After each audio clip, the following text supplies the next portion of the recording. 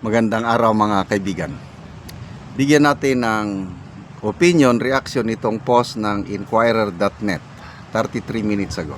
Sabi, Batangas Representative Leandro Libiste vehemently denies illegally obtaining files from the DPWH and also thanks the agency for confirming the authenticity of the Cabral files. Yun. Salamat siya.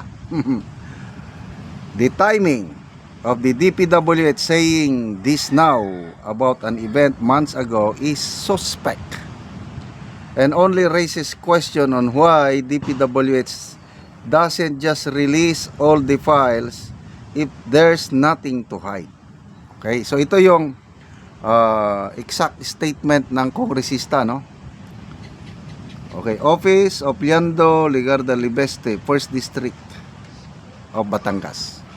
Libeste thanks DPWH for confirming authenticity of Cabral files. Yun, authentic eh. I vehemently deny any allegation that I illegally obtained files from DPWH and also thank them for confirming the authenticity of the files that were given to me on September 4. With the approval of Secretary Vince, the timing of the DPWH saying this now about an event months ago is suspect and only raises questions on why DPWH doesn't just release all the files if there's nothing to hide. Maraming matatamaan kaya ayaw nilang ilabas.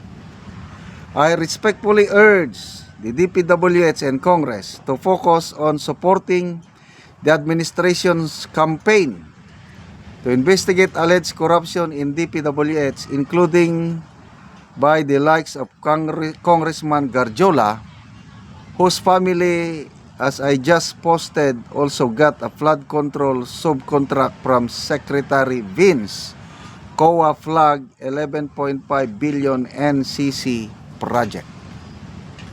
I understand that many politicians and contractors under investigation may be upset that I am sharing evidence that I can aid in investigations.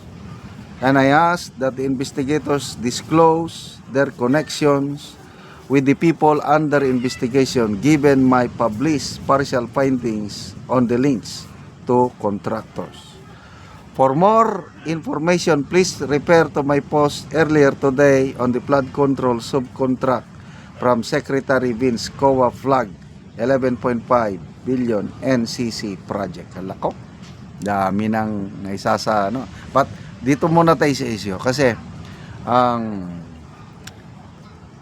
birada laban kay Congressman Libeste is persahan daw niyang kinuha yung Cabral files. So, anong ibig sabihin nun? According to Attorney Ronnie Aguanson,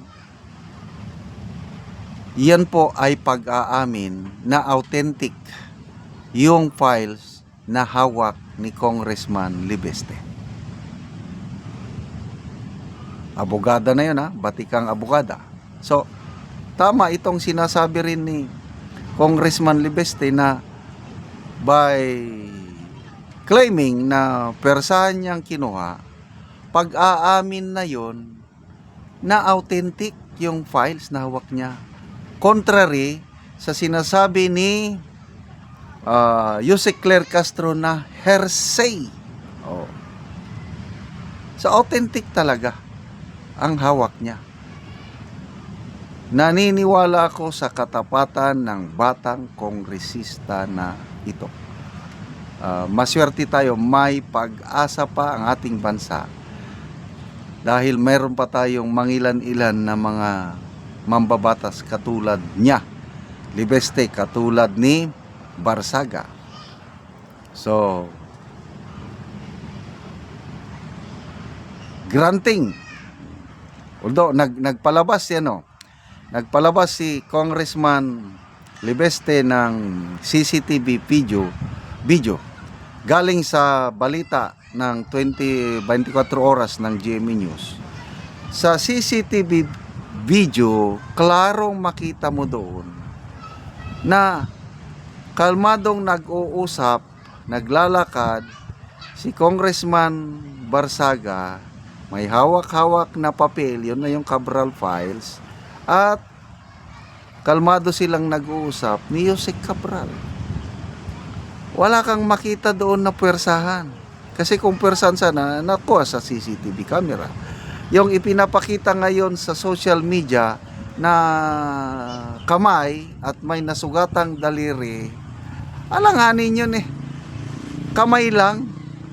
Kung ipinakita nila sana buong muka ni Jose Cabral, kasama ang kamay niya na nasugatan, baka mas maniwala pa ako. Ay, yung kamay lang. Huwag nyo namang gawing utso-utso ang taong bayan. Hindi kami mangmang. Hindi kami, we were not born yesterday na maniwala sa inyong narrative na pinersa. O granting pinersa, so what kung pinersa? Public document yan, DPWH records. Oh. Anong nalabag niyang ano? Anong nalabag niyang batas sa pagkuha? Wala, di ba? It's a public document. Ang punto dyan is, nakuha yun September 4. Ngayon, December, how many months ago? 2 to September, October, November. More than 3 months na. Bakit ngayon lang nagrireklamo ang DPWH? Kung talagang pwersahang kinuha, noon pa sana September 4, September 5, nagreklamo na ang DPWH kung talagang pwersahang kinuha. So hindi po kami mangmang. Bakit ngayon lang kayo nagrereklamo taga DPWH na pwersa? At saang nagsasalita, isang staff lang. So between yung staff na yun na nagsasalita na pwersahan at Congressman Libeste, sino ang mas credible? To me, mas credible si Congressman Libeste kaysa yung nag-iisang empleyado o staff ng ganun lang yun. So, good luck DPWH sa kampanya ninyo na linisin korupsyon sa DPWH. Ngayon, nandyan na yung listahan, ayaw nyong ilabas kasi nga maraming matatamaan. Salamat mga kaibigan sa inyong pagsubaybay sa ating channel. Nakakatulong kayo ng malaki sa tribong Talandig ng Bukidnon dahil ang sweldo natin sa channel na ito pantulong sa tribo. Namimigay tayo ng libreng yero at pako para makapagpatayo sila ng mas maayos na tahanan. Panoorin nyo ang video na ito. Una ni ang natagaan na mo ugsin. Ate.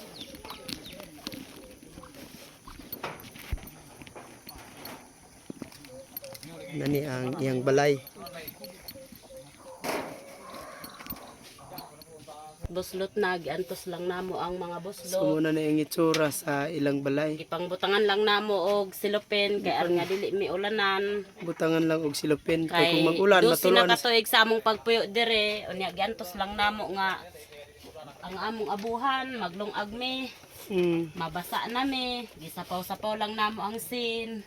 So muna na gyud ang ilang kahimtang. Sapaw-sapaw lang daw ang sin. So, tungod sa kalisod, so wala gid sila naka ang uban ibutangan lang gani nila og sako. Sako, silopin, At aron least nga ang makaatop kay sila. luoy na gid. So karon te pila na ni katuig ang inyong balay ngin ng itsura. Dos na katuig nga gaantos namo niyang ulan. Kay balaga kaon mi, galungag mi, gakabasa gyud mi, pero amo lang ginanto sa 12 ka tuig. So salamat kaya ning naghatag sa sin kay makabalay na gyud mi, makaatop na mi kay luoy na gyud kay mi. So unsay trabaho sa imong banat eh?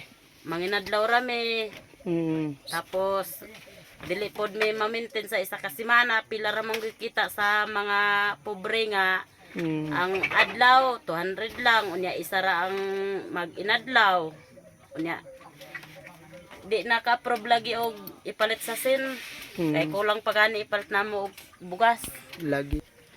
Salamat kayo sa Ginoo nga manginaot me nga magpadayon kining inyong paginabang sa mua.